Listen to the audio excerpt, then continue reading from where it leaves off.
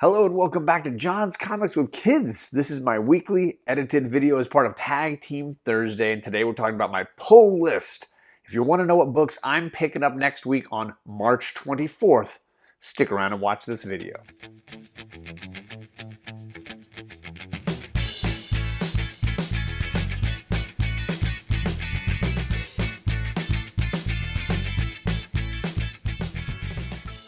My pull list has gotten to the perfect size, in my opinion.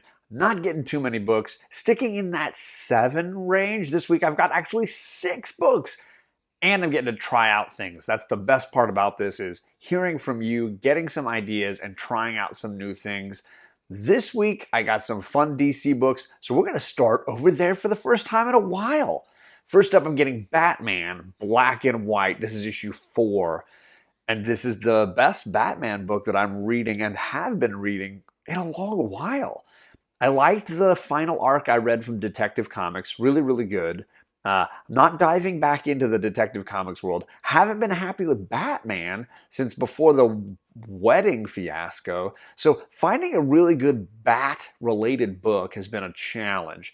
This has been it for me. I usually don't like anthologies, but what I'm really digging here is the creative writers and artists who are getting a shot at the Batman universe. And who do we get this week?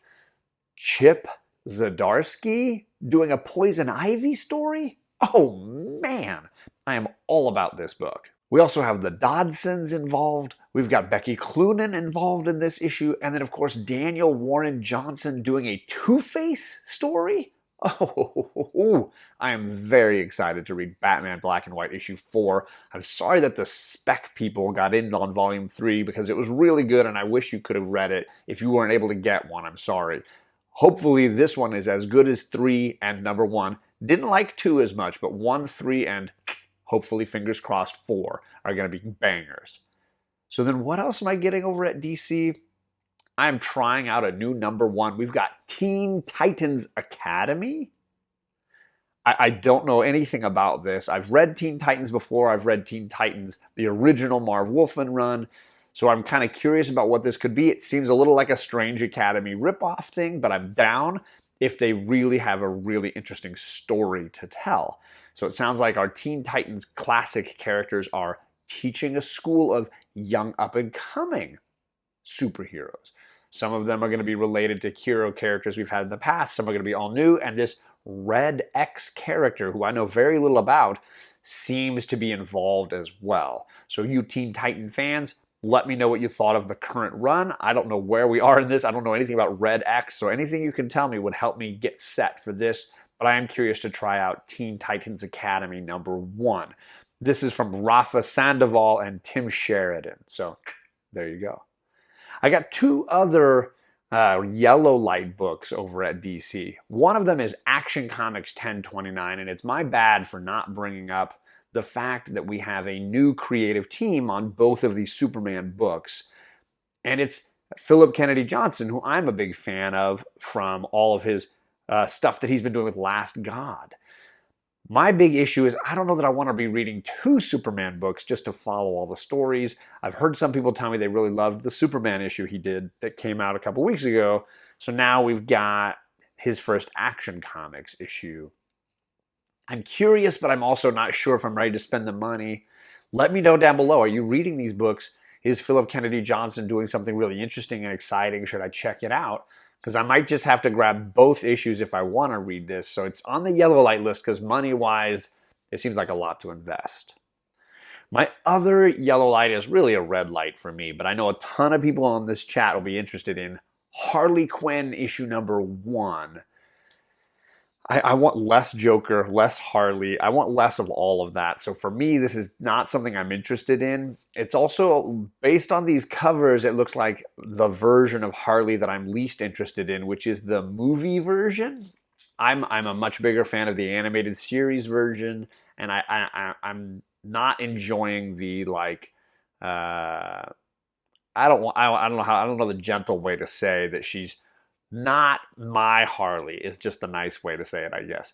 So I'm not super pumped on this. This is from Stephanie Phillips, who I do like, and Riley Rossum as well. So I'm curious about it, but I don't think I'm going to read this. I'm probably just going to pass. But let me know in the comments in the chat. Are you pumped on a new Harley Quinn book? I hear the Joker from a couple weeks ago was good. Could this be as good as that? I don't know. So there you go. That is my DC list. Now let's get over to Marvel. Whoever thought there'd be a week when I'm getting more DC books than Marvel, but it's here, it's happening now. My only green light book is Cable, issue number 9. It's been a great run and it's wrapping up, I think, at issue 12. Sounds like old and young Cable might be back in the mix dealing with each other, even though I thought old Cable died. But I don't know, it's time travel. When time travel is involved, it's hard to know what's going on. But I've been enjoying this storyline where he has found a little love interest and he's dealing with the issues that came out of the Ten of Swords drama where he failed to win his tournament. So I'm curious how this all wraps up. So I'm definitely sticking with this Cable run through to the end. And I'm looking forward to, I'm hoping, the return of Old Man Cable, because that's my jam. I know Jennifer, comic books will break your heart, will be sad, but I want Old Man Cable. He's my jam. So hopefully he comes back here at the end of this storyline. And that's my only green light. I will say this first yellow light is probably a green light for everybody who's watching right now. And I bet I'll pick it up just to be talking about it for book club. But we got Alien issue number 1. I love the original film. I adore the second film. And then I just care nothing about anything else that's ever come across in the Alien universe. I haven't liked the comics in the past. I haven't liked any of it. So for me, this is kind of I don't know that I care all that much. But of course, it's going to be a big deal, and everybody's talking about it. There's a trillion covers for this, a million awesome variants. This is Philip Kennedy Johnson from Superman, who I was just talking about a little bit ago. I'm curious about it, but it's probably going to be expensive knowing Marvel, so it's probably a $4 or $5 book. I don't know. I'm going to look at it. I'll take a look at the interior art by Gabriel Cruz. I don't know. So we'll see if the variant gods get the better of me on this one. But again, a bunch of ton covers. And does this set up Aliens eventually mixing into our Marvel universe with our Marvel characters? I don't know. This seems like a more straightforward classic Aliens story in the future. So I don't know.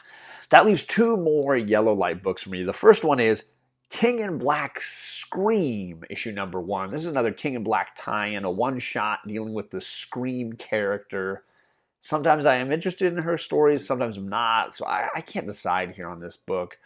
I'm really just waiting for King in Black 5. I want to finish this story, I want to finish Venom, I want the whole thing to wrap up, and I'm really just hoping that it ends strong. So I'll probably pass on this tie-in book here, but for those of you completionists or Scream fans, yeah, this is going to be an important tie-in that you want to check out for her character. And hey, maybe she gets her shot against Null. Who's going to be the one to take Null down, right?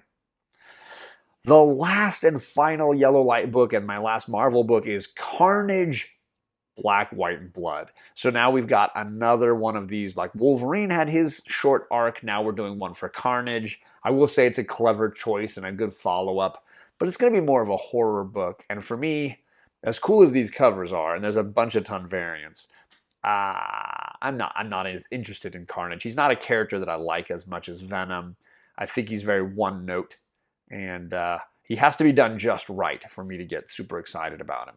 I thought he was done pretty well in Absolute Carnage. So, but I don't know about this. So it's going to be an anthology, bunch of stories. Black, white, and red are the only colors they'll use. It's kind of a theme thing right now. People are down and into it, so it depends on the character. I'm interested in the Batman one, obviously, but not this Carnage one, so it's probably going to get a red light for me. Again, a ton of covers, so hopefully you find the one you're looking for. But that's it. No more Marvel, no more DC. But let's check out what I'm getting from the indies side, because I got 3 guaranteed green lights. First up, let's talk about 2 books that are getting their second issues. We got Shadow Doctor, issue number 2, which I thought issue 1 was great. This is a really, really good Aftershock book dealing with a true story for an African-American doctor back in the heyday of Chicago Mafia who can't get work because he's African American. So he starts to work for the mob, aka Al Capone. This could be a lot of fun. I think issue 1 set up a lot of great ideas. I'm looking forward to seeing where this true story goes. And I think Aftershock has another real good hit on its hands. Aftershock has been doing a great job lately. I loved We Live, and this just feels like another great hit from them. So if you haven't checked it out yet, see if you can find Shadow Doctor #1, because Shadow Doctor #2 is dropping on the 24th. The other #2 book that I'm really excited about is Hollow Heart, issue #2.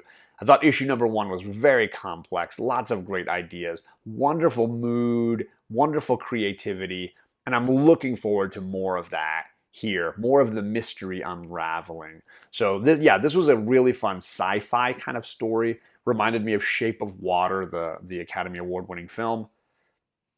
Can they build this into a story that's more than just a miniseries?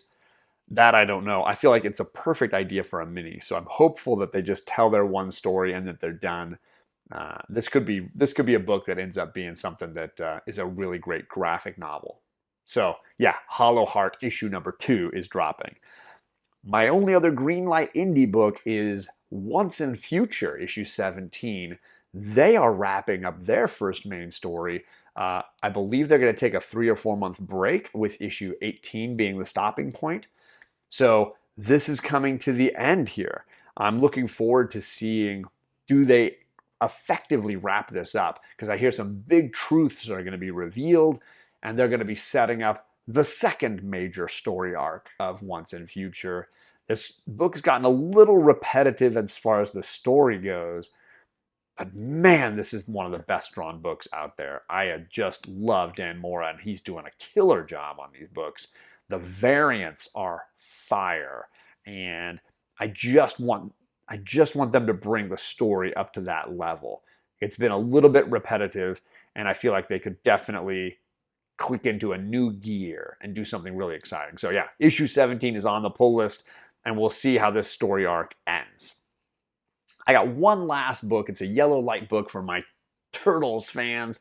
IDW is dropping another one of those sort of retrospective books. This is TMNT, The Best of Michelangelo, issue #1. They've done one for several characters, and there's still one more left for Splinter. So they'll have all 4 Turtles and Splinter.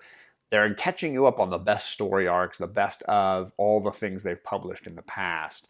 So for people that are like, hey, I don't know where to jump in on the TMNT, and by the end of the summer, you'll have all 5 of these books you could clump together and get a full view of the TMNT universe.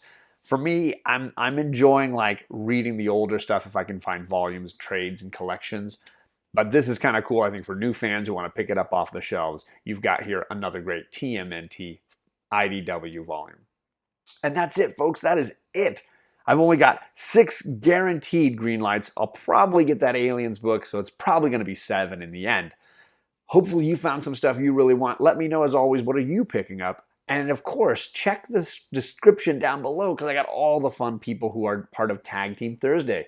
Rod, over to me, over to Old Wolf, on to Comic Chop News, ComixKings, and of course the closer, KnowGood Comics.